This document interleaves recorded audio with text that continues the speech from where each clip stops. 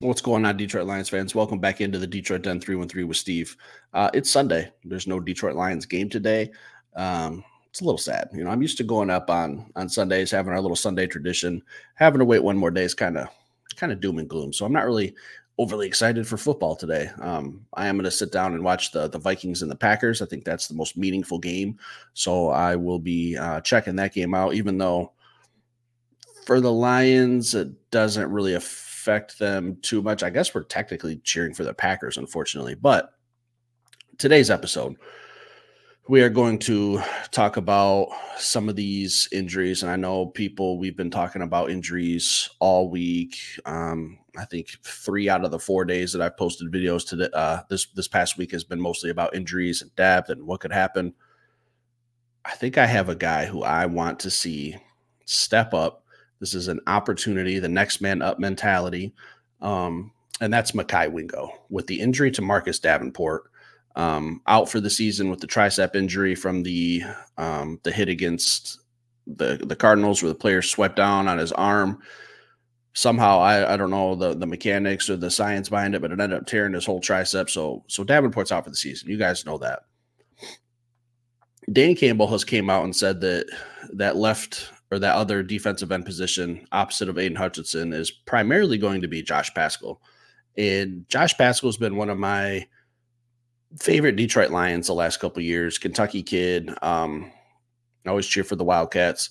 But when I see Josh Paschal, he just kind of reminds me of maybe a slight upgrade from John Kaminsky. Okay, when it comes to a pass rush, I haven't seen it yet, and it's been three years roughly. 3-4 years.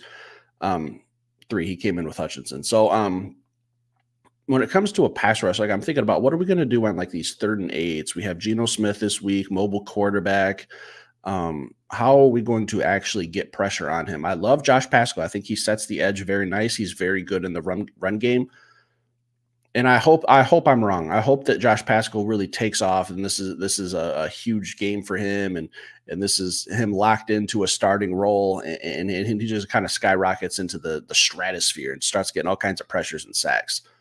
But I just haven't seen it yet. Who I think could step in, and I don't think he's going to be a starter, but I think a guy that I'd like to see on pass rush downs, third and long, or something like the 2nd and 15. I want to see Mekhi Wingo. All right, a rookie kid, one of my favorite rookies from this past draft class, probably him and Sione Vaki.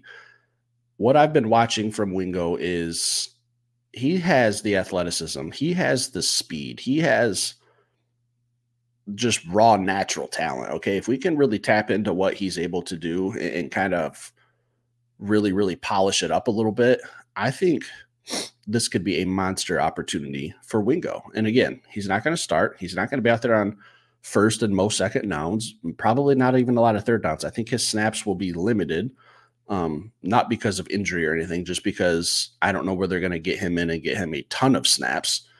But I just want to see him get involved in the game. Excuse me. I want to see him get some of these pass rush opportunities. Okay, like I said, 3rd down, known passing situations. His speed, athleticism matches up well with Geno Smith and what I think he's going to try to do, and what I think the Seattle Seahawks offense is going to try to do. And I'll get into that tomorrow morning during our live show, 8 a.m. giveaways. I'm going to try to figure out which jersey to get for you guys. So stick around and hit that subscribe button.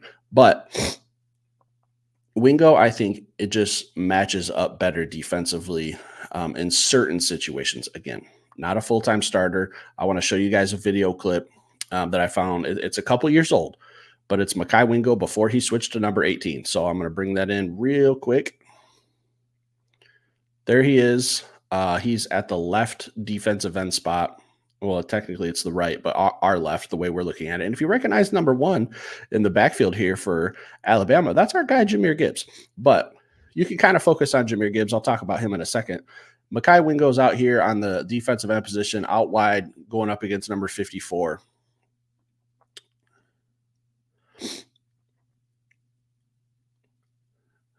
look at this. Like, all right, if I had to say one thing about Mekhi Wingo's game, it's that I didn't think he was going to have a bull rush. And I stumbled across this, and I wouldn't even have put it in here if it wasn't against Alabama, who's a powerhouse. Obviously, you guys know that if you're a college football fan. Alabama puts offensive linemen in the league every year.